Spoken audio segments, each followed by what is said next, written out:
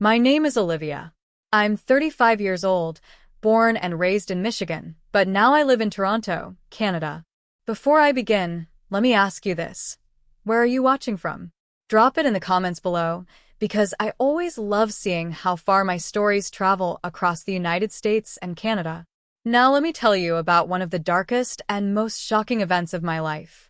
It's about my own brother, the very person I grew up trusting more than anyone else, and how he stole my identity to scam $200,000. But the real twist? The moment I revealed to him that I knew the truth. It happened at a family dinner, with everyone gathered around the table, and I used just one simple sentence to trap him. I leaned forward and said, "There's a bird in this house." He chuckled like it was nothing. Then, with a sly grin, he replied, "Well, then we should beat it and drive it out." I remember smirking, reaching for my phone, and pretending to dial. My voice was calm, almost too calm, as I said, "Hello, 911?" That was when his face drained of all color. His eyes widened. His lips trembled. And before anyone could understand what was going on, he dropped to his knees under the table, begging me not to say another word. Everyone around us gasped. The room grew silent, except for his desperate whispers. And that was when I leaned forward, smirked at him, and whispered back, "So, should we beat it? Or drive it out?" What happened after that would shock everyone at the table, but let me take you back to where it all started, because this story didn't begin at the dinner table. It began years earlier, with kindness, love, and a trust one never thought could be broken. I was the firstborn in my family. Growing up, I was always the responsible one. The one who kept things together when our parents were struggling with bills, the one who looked after my little brother, Daniel, when he scraped his knees or got into trouble at school. He was 2 years younger than me, always curious, always playful, always with that mischievous smile that made even our mom melt when she was angry. But while I worked hard to build my life, studying, getting a steady job, making a career, Daniel was different. He loved shortcuts. If there was an easy way, even if it wasn't the right way, he'd take it.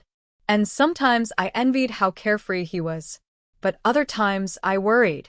As adults, our paths couldn't have been more different. I became an accountant, living a simple, honest life. Daniel drifted from one job to another, always searching for quick money. Still, no matter what, I supported him. Because that's what family does, right? You lift each other up. But sometimes, the very hand you lift is the one that stabs you in the back. It all began when I started noticing strange emails in my inbox. At first, they seemed like random spam. Then, credit card companies started sending me letters about accounts I never opened. I brushed it off as a mistake. I was careful. I never gave out my information carelessly. Then came the calls.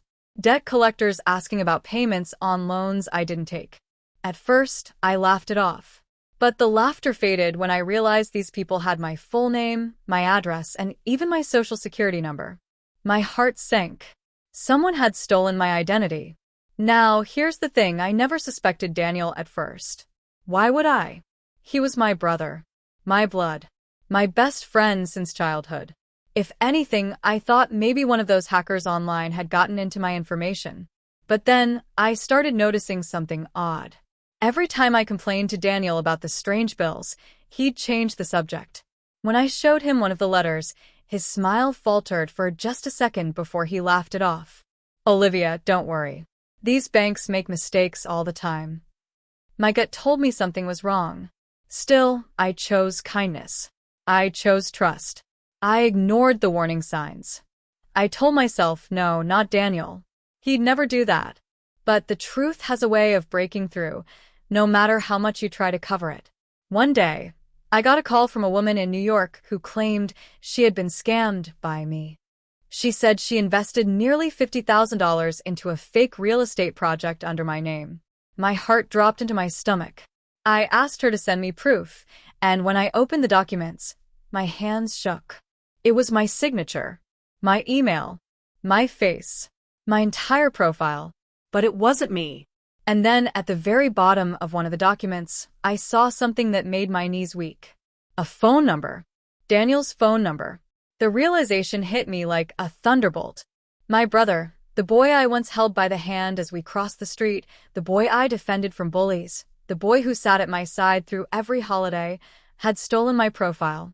He had scammed people out of $200,000 using my name, my identity, and my life. I wanted to cry. I wanted to scream. But above all, I wanted to understand. Why would he do this to me? Why betray me, of all people? For weeks, I kept the secret to myself, silently investigating, collecting evidence, trying to decide what to do. My heart was torn in two. One side screamed, "Call the police. He deserves to be punished." The other side whispered, "But he's your brother. Maybe you can save him." That's the dangerous thing about love and family. Sometimes, they blind you to the truth until it's staring right at you. And then came the night of the dinner. Everyone was there, mom, dad, cousins, aunts, uncles. The table was loud with laughter and clinking glasses. But I wasn't laughing. I was waiting. I watched Daniel across the table. He looked so relaxed, so confident, like a man who had never done a wrong thing in his life.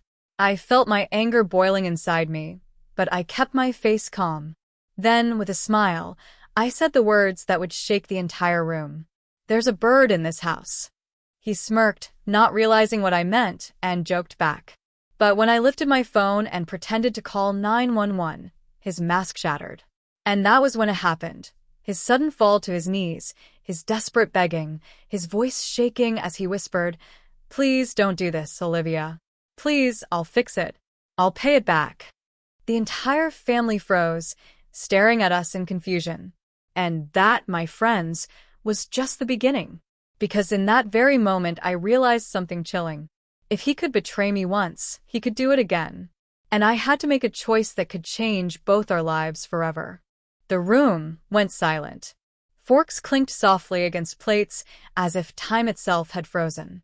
My brother, Daniel, was kneeling at my feet, his face pale, his eyes wet, his voice shaking. "Please, Olivia, don't do this. Please."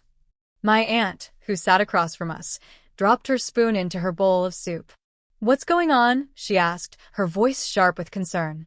No one knew the truth yet. They just saw me holding a phone to my ear, pretending to talk to the police, and my brother begging like a child who had been caught stealing candy. Inside, my heart was pounding so loudly, I thought the whole family could hear it. This was the moment I had been dreading, and yet a part of me wanted everyone to finally see who Daniel really was. But another part of me, the older sister who once wiped his tears when he scraped his knees, still wanted to protect him. I smirked, keeping my voice steady as I leaned closer and whispered again, "So, should we beat it or drive it out?" His lips trembled. He shook his head desperately. "No, no, no, please. I'll explain. Just give me a chance. Don't ruin me like this in front of them." Everyone was staring now. My mom was confused, her hand frozen halfway to her glass of wine. My dad furrowed his brows, his voice deep and demanding. "What is this? Daniel, get up. Olivia, put that phone down. Somebody explain to me what's happening here." But I didn't answer right away. I wanted Daniel to speak first. I wanted him to reveal himself. Instead, he kept begging me under his breath. "I'll pay it back. I promise. Just don't call. Please." The weight of his words hit me like a hammer. "I'll pay it back." That was all the proof I needed. He wasn't denying it. He wasn't even trying to pretend anymore. He was admitting it without saying the full thing, because he knew I had caught him. My eyes burned, but I refused to let the tears fall. Not in front of him. Not in front of everyone. Finally, I lowered the phone and slid it into my pocket. The room exhaled, but the silence still hung thick like smoke. "Olivia," Mom said carefully, her voice trembling, "what's going on? Why is your brother begging you like this?" I swallowed hard. My mouth felt dry. I wanted to say it, to rip the truth out and throw it on the table for all to see. But my chest tightened. How could I say it? How could I tell my family that their son, their nephew, their cousin was a fraud, a thief who stole my identity and used it to scam people out of their life savings? For a moment, I thought of the people he hurt. The woman in New York who lost $50,000. The older man from Chicago who emailed me, crying that he'd been tricked out of his retirement funds. The college student who lost her tuition money because of his lies. And then I thought of Daniel as a boy, running barefoot in the yard, laughing as he chased butterflies, his hair wild in the wind. The contrast tore at my heart. "I'll tell you later," I finally whispered to Mom. Then I turned to Daniel. "But you and we're going to talk tonight. No running. No excuses." His shoulders sagged in relief, but his eyes still darted nervously around the room. He knew I wasn't finished. Dinner stumbled forward after that, but the laughter was gone. The plates of food sat untouched. The family whispered in low voices, stealing glances at me and Daniel. I tried to eat, but the taste of the food felt like ash in my mouth. I kept replaying his words in my head. "I'll pay it back. I'll pay it back." He didn't even say he was sorry. When the dinner ended, Daniel followed me out to my car, his hands trembling. "Olivia," he whispered, his voice breaking, "I didn't mean for it to get this far. I just wanted to get ahead. I was going to fix it before you ever found out. I swear." I turned to him, my chest rising and falling. "Get ahead? Daniel, you stole my name. My life. Do you understand what you've done? People are calling me a scammer. Strangers think I ruined their lives. Do you know how much that hurts?" His lips quivered. He looked down at the ground. I was desperate. That one word, desperate, echoed in my ears. Because deep inside, I remembered moments when we were both desperate. When we were kids and Dad lost his job. When Mom cried at night because the bills piled up. When I skipped school trips so Daniel could have new shoes. I had always carried him. Always. And now he carried a knife to my back. I took a deep breath. "You're going to sit down with me tomorrow. And you're going to confess everything. Do you understand me?" He looked terrified, but he nodded. For the rest of the night, I couldn't sleep. My mind was racing with questions. Should I turn him in? Should I protect him? Could I even forgive him? The next morning, I gathered every piece of evidence I had, emails, letters, documents with his number on them, and laid them out on my dining table. I was ready to confront him. But when I called his phone, there was no answer. When I drove to his apartment, the door was wide open, the place a mess, his things gone. Daniel had disappeared. And then, just when I thought things couldn't get worse, my phone rang. It was an unknown number. I hesitated, then picked up. "Hello?" I asked. The voice on the other end made my blood run cold. "Olivia," the man said, his voice rough, angry. "Where's my money? Your brother promised me a payout by this week. If I don't get it, you'll be the one paying the price." My heart nearly stopped. The man's voice was harsh, gravelly, like someone who had smoked too many years and carried too many secrets. "Don't play dumb with me, Olivia. Your brother owes me 200 grand. And if he thinks he can run, then guess what? I know where to find you." My stomach twisted. My palms grew clammy against the phone. My throat tightened so badly, I could barely breathe. "Listen," I said, trying to keep my voice calm even though my heart was hammering. "I don't know what you're talking about. I have nothing to do with my brother's business." He chuckled darkly, and that sound chilled me more than his threats. "Oh, but you do. He used your name, sweetheart. He used your accounts, your signature, your everything. So guess what? If he's gone, then you're responsible. You think the people he's scammed care about excuses? They want their money. And if they don't get it, you'll be the one paying." I froze. My fingers gripped the phone so tightly I thought it might snap. In that moment, I realized something terrifying. Daniel hadn't just stolen from strangers.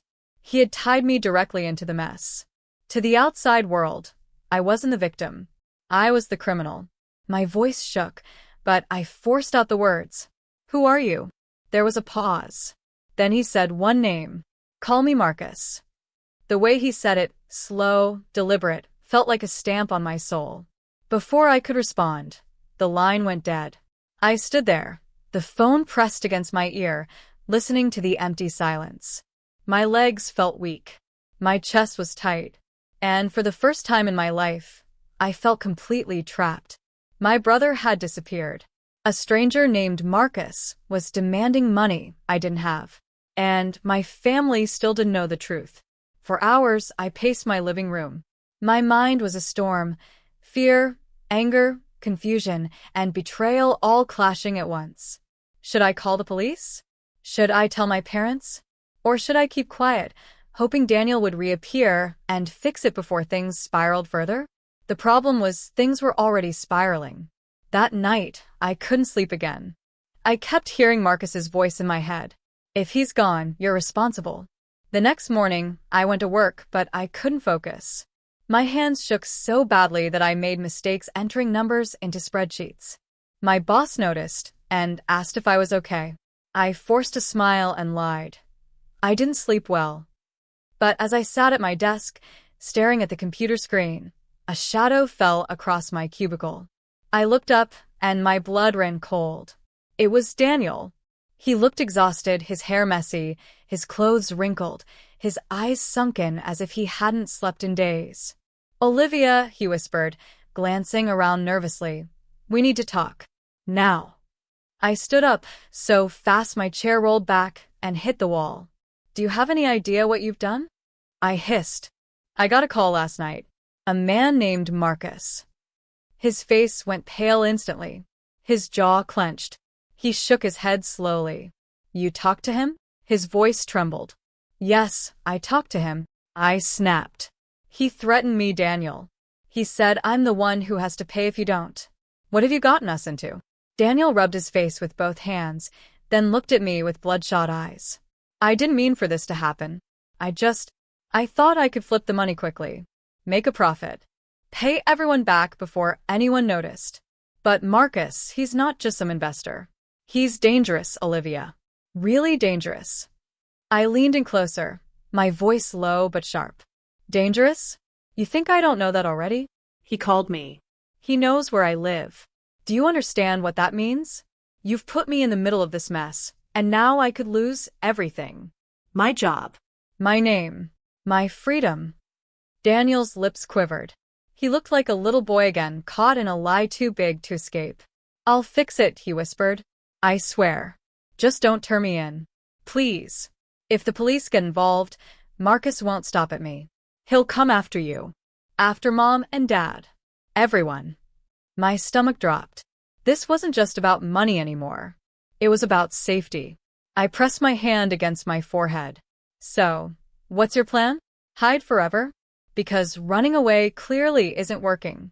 He's already calling me." Daniel shook his head frantically. No. "I just need more time. A few days. I can get the money." I laughed bitterly. $200,000 in a few days? How? Steal more? Scam more people? He winced, and that silence was my answer. For a moment, I wanted to scream. I wanted to grab him and shake him until the truth poured out of his mouth. But then I remembered something. He was still my brother. And despite everything, I couldn't just abandon him. Not yet. "Fine," I said, my voice low and sharp. "You have until Friday. If you don't fix this by then, Daniel, I swear I'll walk into the police station myself." His shoulders sagged. He nodded quickly, too quickly, like a man clinging to the edge of a cliff. But deep inside, I had a sick feeling. He wasn't going to fix it. He was going to make things worse. That night, I got another call. But this time, it wasn't Marcus. It was a woman's voice. Cold, calm, and dangerous. "Olivia," she said, "your brother thinks he's clever. But he owes us. And if he doesn't pay, we'll take something from you instead." My phone slipped from my hand. My heart stopped. The woman's voice was smooth, calm, almost too calm. The kind of calm that makes your blood freeze because you know there's danger behind it. "Who is this?"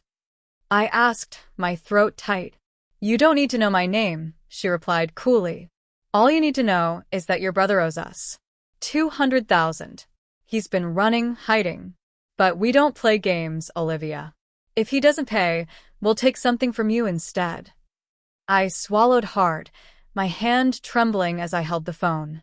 My apartment suddenly felt smaller, the shadows in the corners darker, the silence heavier. "What do you mean?" I whispered. She chuckled softly, and that sound crawled across my skin. "Don't be naive. You're his sister. You're his weakness. And since he used your identity, well, let's just say the consequences fall on you too. Tell him he has 3 days. If he doesn't deliver, you'll be the one paying the price, one way or another." Then the line went dead. I sat there, staring at the phone in my hand, my chest rising and falling like I'd just run a marathon. My heart hammered so hard it hurt. I wanted to scream, to throw something, to wake up from what felt like a nightmare. But this was real. 3 days. That was all they gave him. No, us. When Daniel showed up the next morning at my apartment, I nearly slapped him. He walked in with a weak smile, trying to look calm, but his eyes gave him away. He was terrified, too. "They called me," I said immediately, cutting him off before he could even open his mouth. "Or maybe not Marcus, but a woman. She said I'll be the one paying if you don't fix this." Daniel froze in the doorway. His face went pale again, his shoulders stiff. "You talked to her?" "Yes," I snapped. "She gave you 3 days. Do you hear me, Daniel? 3 days. And if you don't come up with the money, I'm the one they're coming after." He dragged a hand down his face, shaking his head. Damn it. They weren't supposed to involve you. I told Marcus this was between me and him. "Between you and him?" I shouted. "You dragged me into this the moment you used my name, my accounts, my life. And now strangers are threatening me because of you. Do you have any idea what that feels like?" Daniel flinched. For a moment, I saw guilt in his eyes. Real guilt. Not the fake excuses he gave before. He looked like a boy who had broken something he could never fix. "I'll figure it out," he said finally. "I'll get the money. I just need time." "Time?" I scoffed. "You don't have time. You have 3 days. What's your plan? Tell me." He hesitated, his lips parting, then closing again. That hesitation was my answer. He had no plan. I leaned against the table, my knees weak. "You're going to get us both killed." He looked at me desperately, like a drowning man begging for air. "Please, Olivia. Trust me. Just a little longer. I'll fix it." Trust. That word cut me like a knife. Trust was what he'd already shattered into a million pieces. The rest of the day dragged on painfully. I tried going about normal tasks, doing dishes, answering work emails, but every shadow outside my window made me jump. Every knock at the door made my heart stop. That night, I dreamt of faceless people breaking into my apartment, dragging me away. I woke up drenched in sweat, the sheets tangled around me like chains. The next day, Daniel called me, his voice low and panicked. "Meet me at the diner on 5th Street. Noon. Don't be late." When I arrived, he was already sitting at a booth, hunched over, his hands gripping a cup of coffee he hadn't touched. His leg bounced under the table like he was wired with electricity. I slid into the booth. "Talk," I said firmly. He looked up at me with tired eyes. "I think I have a way out, but it's dangerous." I narrowed my eyes. "More dangerous than where we are now." "Yes," he admitted, "but it's the only shot." "Then tell me." He leaned closer, his voice barely above a whisper. "Marcus and his people, they're not just random scammers. They're running a full operation. Fake investments, fake real estate deals, fake charities. I wasn't just borrowing their money. I was working with them. But then I tried to double-cross Marcus. I thought I could outsmart him, take the money, disappear. And now he wants revenge." My stomach turned. You worked with them? You lied to me this whole time." His eyes dropped to the table. "I didn't want you to know. But if I can get proof of his operation, real evidence, then maybe the police will protect us. Maybe we can make a deal." I stared at him, my hands shaking. My brother, my own blood, wasn't just a scammer. He had become part of a crime ring. I whispered, "You've destroyed everything." Daniel looked at me, his voice breaking. "Olivia, please. You're all I have. If you turn your back on me now, Marcus wins. Help me. Please." I wanted to say no. I wanted to walk away and never look back. But I couldn't, because no matter how much I hated what he had done, he was still my brother. Before I could answer, the door of the diner creaked open. I glanced up, and froze. A tall man in a leather jacket stepped in, his sharp eyes scanning the room until they landed on us. His stare was cold, Deadly. and without a word, he began walking straight toward our booth. Daniel's face went white. "Olivia," he whispered. "That's him. That's Marcus." The diner suddenly felt too small.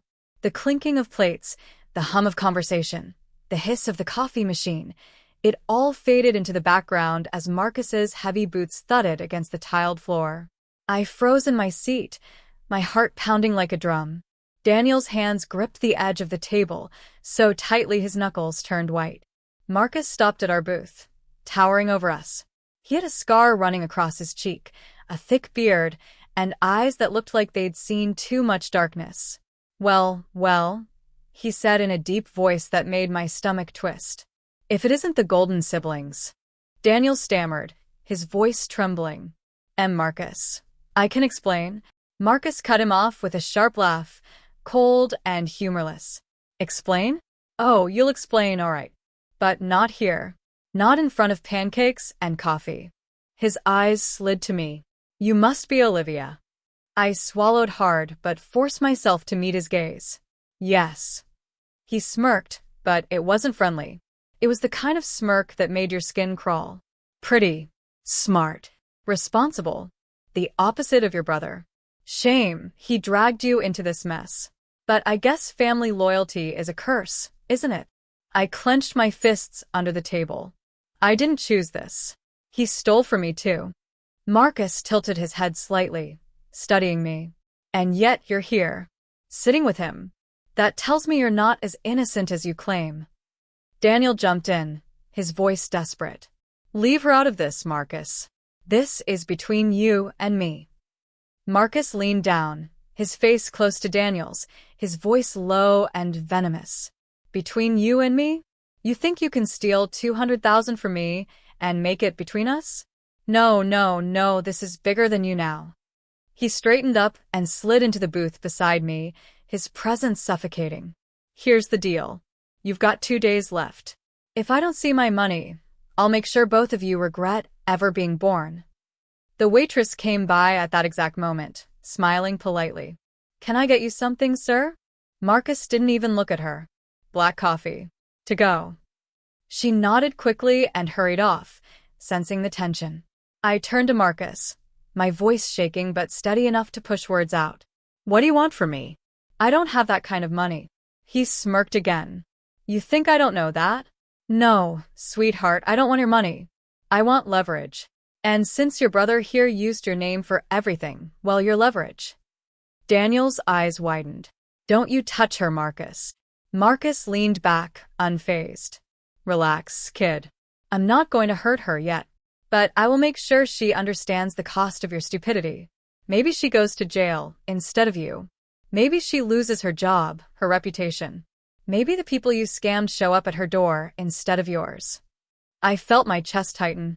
He wasn't just threatening violence, he was threatening to destroy my life completely. The waitress returned with his coffee. He grabbed it, dropped a bill on the table, and stood. But before leaving, he leaned in close to me and whispered something only I could hear. "Midnight tomorrow. Abandoned warehouse on 9th Street. Be there, or you'll regret it." Then he straightened, gave Daniel a cold look, and walked out. I sat there frozen, my breath shaky, my heart pounding in my ears. Daniel buried his face in his hands. Oh God. What do we do?" I turned to him slowly, my voice trembling but sharp. "You got us into this mess. And tomorrow we're going to that warehouse. Together. But if you so much as lie to me one more time, Daniel, I swear I'll walk straight to the police. Marcus be damned." He nodded weakly, tears gathering in his eyes. The next 24 hours were torture. I couldn't eat. I couldn't sleep. I kept staring at the clock, every tick reminding me that midnight was coming closer. Finally, the time came. Daniel picked me up in his old car, his hands shaking on the wheel. We drove in silence, the city lights fading behind us as we headed to the darker, forgotten part of town. The warehouse loomed ahead, dark, massive, its broken windows like empty eyes staring down at us. We stepped inside, the floor creaking under our feet. The air smelled of rust and dust. Shadows stretched across the walls, swallowing us whole. And then we heard footsteps. Dozens of them. Marcus wasn't alone.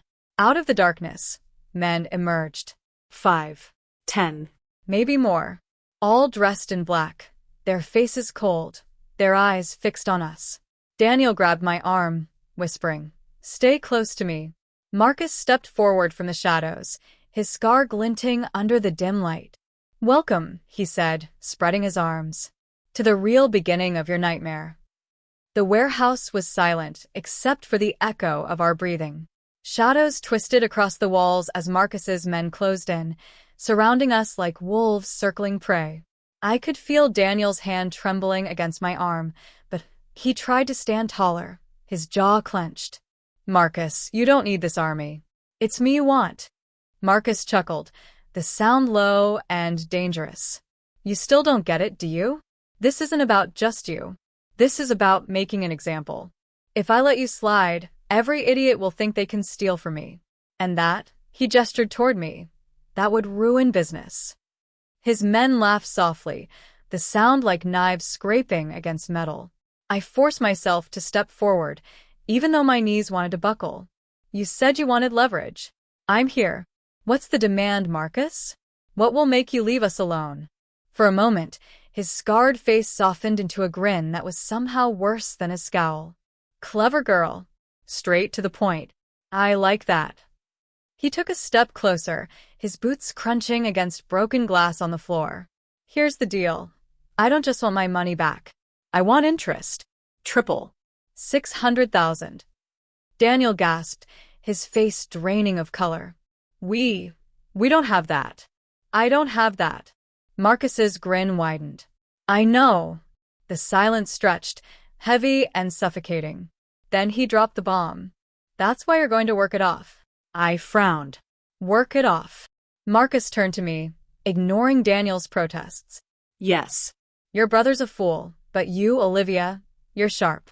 You've got a clean record, a respectable face. The kind of face people trust. I could use someone like you. You'll move money for me, sign contracts, make it all look legitimate. And if you refuse," his voice dropped to a deadly whisper, "you'll both disappear tonight. Simple as that." My stomach twisted. He wasn't just threatening us. He was pulling me into his world, using me as a tool to expand his empire. Daniel shouted, "No, don't you dare drag her into this. I'll do whatever you want. Just leave her alone." Marcus snapped his fingers, and two of his men grabbed Daniel, pinning him to the ground. He screamed, struggling, but their grip was iron. "See, Daniel?" Marcus said calmly.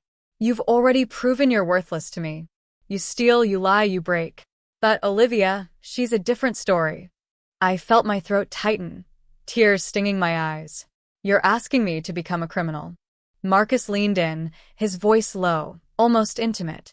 "I'm not asking. I'm offering you survival. You'll be rich, powerful, untouchable. Or you'll be a corpse no one bothers to bury." I stood frozen, my mind spinning. Every instinct screamed to run, to fight, to do anything but agree. Yet behind me, Daniel groaned in pain as one of the men twisted his arm cruelly. Marcus stepped back, spreading his arms. "So, Olivia, what will it be? Join me, or die with your brother tonight?" The warehouse lights flickered, casting long shadows. My heart pounded as I looked at Daniel, then at Marcus, then at the dozen men waiting for my answer. I opened my mouth, the word forming on my tongue, and suddenly, the sound of sirens ripped through the night. Flashing red and blue lights cut across the warehouse windows. Marcus froze. His men cursed, pulling out weapons. Daniel's eyes widened in shock. "The police? How did they know?" Marcus's calm mask cracked, fury flashing across his scarred face. He turned back to me, suspicion burning in his eyes. "What did you do, Olivia?" But I hadn't called anyone, which meant someone else had. Someone we didn't even know was watching. The warehouse erupted in chaos. Red and blue lights flashed through the broken windows as police megaphones blared. "This is the police. Drop your weapons and come out with your hands up. Marcus swore loudly, his face twisting with rage. How the hell did they find us? His men scrambled, pulling guns and scattering into defensive positions. Some flipped over crates for cover, while others ducked behind rusted barrels. The air filled with the metallic clatter of weapons being cocked and loaded. Daniel thrashed in the grip of the two men holding him. Let me go. Do you want to die in here? But Marcus wasn't looking at him anymore. His gaze burned straight into me, his scar seeming to twitch with fury. You did this, Olivia. Didn't you? My voice cracked, but I stood my ground. I didn't call anyone. Liar, he roared. He grabbed me by the collar and yanked me close, his breath hot and furious. The cops don't just show up. Someone tipped them off. Before I could answer, gunfire cracked from outside. The windows shattered as bullets ripped through the glass. Marcus's men shouted and returned fire, the noise deafening, echoing through the steel walls. I ducked low, dragging Daniel with me as the two men restraining him were forced to let go to fire back at the police. Daniel and I crawled behind a stack of wooden crates. My heart slammed against my ribs. We need to get out of here now. He clutched my arm, panicked. But how? They'll kill us if we move. I peeked through a gap in the crates. Police shields advanced from the outside, creeping closer. Flashlights darted across the warehouse floor. But Marcus's men were dug in, and this was going to turn into a bloody standoff. Marcus himself stood tall in the middle of the gunfire, barking orders like a general at war. Hold your positions. Don't let them breach. He grabbed a rifle from one of his men and fired in short, controlled bursts, his scarred face lit by the muzzle flashes. Then something strange happened. From the shadows of the far corner of the warehouse, a figure moved. Not a cop. Not one of Marcus's men. It was a woman. Dressed in dark jeans and a leather jacket, she stepped into the dim light, her long hair tied back, her eyes locked on Marcus. Enough, she shouted over the chaos, her voice commanding. Marcus froze mid-shot. His men hesitated, glancing nervously at her. I squinted, barely believing what I was seeing. Daniel whispered, stunned. That's Ava. I blinked. Who's Ava? He swallowed hard, his face pale. She's Marcus's sister. Marcus turned, his expression hard to read. Ava. What are you doing here? The woman didn't flinch, didn't lower her voice even as bullets ricocheted off the walls around her. I'm ending this, Marcus. I'm the one who called the police. A hush rippled through the warehouse. Even the gunfire seemed to fade for a moment. Marcus's face twisted into something monstrous. You betrayed me? Ava's eyes flicked toward me, then back to Marcus. You've gone too far. Dragging innocent people into your mess. Using Olivia as a pawn? Using Daniel like he's disposable? No more. My jaw dropped. She had called the police. Daniel's face was white as a sheet. I don't understand. She's helping us? But Marcus's roar drowned him out. He charged at his sister, fury blazing in every step. You traitor! Blood betrays blood. Ava pulled something from her jacket, a badge. And in that instant, everything flipped upside down. Marcus, she said coldly, I'm not just your sister anymore. I'm an undercover agent. The badge gleamed under the broken lights. My breath caught in my throat. Daniel's body went limp with shock. And Marcus finally understood who had been hunting him from the inside all along. The scarred crime lord froze, his gun lowering for the first time. But just as the truth settled over the warehouse, just as Marcus's empire began to crack, a single deafening explosion ripped through the floor, shaking the walls. The crates around us toppled. Dust and smoke filled the air. Screams echoed everywhere. And when the dust began to settle, Marcus was gone. Vanished. Leaving only silence, smoke, and the knowledge that he wasn't finished with us yet. The wind outside the safe house howled like a warning. My hands shook as I clutched Daniel's note, the words blurring through my tears. Don't follow me. As if I could just sit here while my brother walked straight into Marcus's hands. I stormed into the living room where Ava sat cleaning her sidearm. She looked up, instantly reading my face. What happened? I shoved the note at her. He's gone. He left. Her eyes scanned the page, her jaw tightening. Damn it. She grabbed her jacket. We'll alert the task force. They'll track him down. But I shook my head, panic bubbling in my chest. You don't get it. He won't wait for the cops. He's going to find Marcus. He thinks he can fix this alone. Ava's voice was steady, but her eyes betrayed her fear. Then we need to move fast. If Marcus finds him first.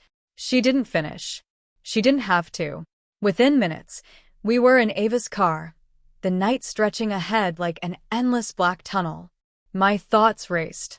Daniel was reckless, yes, but he wasn't stupid. He'd go where Marcus's power was weakest. That meant the old docks on the edge of town, where whispers of Marcus's operations had always circulated. As the city lights faded, the silence between us grew heavy. Finally, I whispered, "Do you think Daniel even has a chance?" Ava's grip on the steering wheel tightened. Against Marcus? No. Not unless we get there first. We pulled up to the docks, the air thick with salt and diesel. Rusted ships loomed in the shadows, ropes creaking like old bones. And then we heard it. A shout. A gunshot. We ran toward the sound, boots pounding on the wet planks. My heart nearly burst from my chest when I saw him. Daniel. On his knees. A gun pressed to his temple. Marcus stood behind him, his scar gleaming in the moonlight, his face twisted with triumph. A half-circle of his men surrounded them, their weapons aimed outward like a deadly fence. Olivia. Daniel's voice cracked, full of terror and regret. I'm sorry. I thought I could. Shut up. Marcus snarled, slamming the gun harder against Daniel's head. He turned his burning eyes on me. You just can't stay away, can you, Olivia? Always trying to save him. I froze, Ava right at my side. She had her weapon drawn, but even she knew one wrong move meant Daniel's blood would paint the dock red. Marcus smirked, his voice dripping with mockery. Your brother came crawling back, begging to end this. But why should I waste the chance to make you suffer? You want him alive? Trade places with him. The dock fell silent, the waves crashing against the wooden posts like the ticking of a clock counting down. Daniel shook his head violently. No. Don't do it, Liv. Don't. Marcus silenced him with a kick, sending him sprawling. Well, Olivia? Marcus asked, tilting his head. Shall we end the game tonight? I could feel Ava shifting beside me, calculating angles, planning a shot. But Marcus wasn't just holding my brother hostage. He was playing with our minds, pulling us like puppets on strings. I stepped forward, forcing my voice not to crack. If it's me you want, then take me. Let him go. Marcus's smile widened, a predator savoring victory. I knew you'd say that. But just as I moved closer, just as the exchange seemed inevitable, a second gunshot rang out. But it wasn't aimed at Daniel. It was aimed at Ava. One of Marcus's hidden men in the shadows had fired, and Ava dropped to the ground, blood blooming across her shoulder. No! I screamed, rushing toward her. The dock erupted into chaos, Marcus's men shouting, Ava clutching her wound, Daniel struggling to crawl away, Marcus laughing like a madman. And in the madness, Marcus yanked Daniel up by the collar, pressed the gun against his head again, and whispered loud enough for me to hear. Choose, Olivia. Save your brother, or save your new friend. You only have time for one. The docks trembled with tension. Moonlight glinted on Marcus's gun, the barrel pressed hard against Daniel's temple. Ava groaned on the ground, blood soaking her jacket, struggling to keep her eyes open. And me? I stood frozen in the middle of it all, Marcus's laughter echoing in my ears. Choose, Olivia, he taunted, his scar pulling tight as his grin widened. Save your brother, or save the Fed. You can't save both. Daniel's eyes burned with tears. Don't do it, Liv. Don't choose me. Please. Ava, clutching her wound, gasped out. Don't give him what he wants, he'll kill you both anyway. Marcus's gun hand twitched, his patience thinning. 10 seconds. Then I pulled the trigger. My chest tightened, my breath shallow. I thought of everything. Our childhood, Daniel stealing my toys, defending me from bullies, breaking my heart with his betrayal, and now this my brother on his knees, begging me to live. I also thought of Ava, the sister who risked everything to bring Marcus down, who saved us when no one else could. I had no choice. But then, my eyes caught something glinting near Ava's hand. Her gun. She still had it. And Marcus hadn't noticed. I met Ava's gaze. For a split second, she gave the faintest nod, her jaw tightening as if to say, "Now." I stepped forward, raising my voice, steady and calm. "Marcus." He turned, smirking. "Yes, darling?" I forced a smirk of my own. "There's a bird in this house." His brow furrowed. What? I mimicked his words from that night at dinner when I had first confronted him. "You said we should beat it or drive it out." Then I pretended to reach for my phone, holding it high. "Hello, 911?" His face went pale, just like before. In that heartbeat of hesitation, Ava rolled onto her side, raised her gun, and fired. The shot ripped through Marcus's shoulder, spinning him backward. He roared in pain, his grip on Daniel breaking. Daniel stumbled free, and I lunged forward, kicking Marcus's gun into the water. Chaos exploded. Marcus's men tried to open fire, but sirens wailed again. Federal backup stormed the docks, lights flashing, voices booming through megaphones. "Drop your weapons." The fight was over. Marcus clutched his bleeding shoulder, fury in his eyes, but 4 officers tackled him, dragging him to the ground. He thrashed, screaming my name like a curse. "Olivia, this isn't over. I'll kill you. I'll kill you both." But his words were drowned by the sound of handcuffs snapping shut. Daniel collapsed against me, sobbing. "I'm sorry, Liv. I'm so sorry." I wrapped my arms around him, tears finally spilling down my cheeks. "We're alive. That's all that matters." Ava was lifted onto a stretcher, her face pale but her lips curved in the faintest smile. "Told you family makes us do crazy things." As the night finally quieted, as Marcus was dragged away in chains and the docks emptied of violence, I looked up at the sky. The nightmare was over. But the scars it left behind would never fade. Daniel had betrayed me, hurt me, nearly destroyed me. But he was still my brother. And for better or worse, family wasn't something you could erase. I whispered into the night, my voice soft but steady. Maybe the bird has finally flown away. And for the first time in months, I felt free.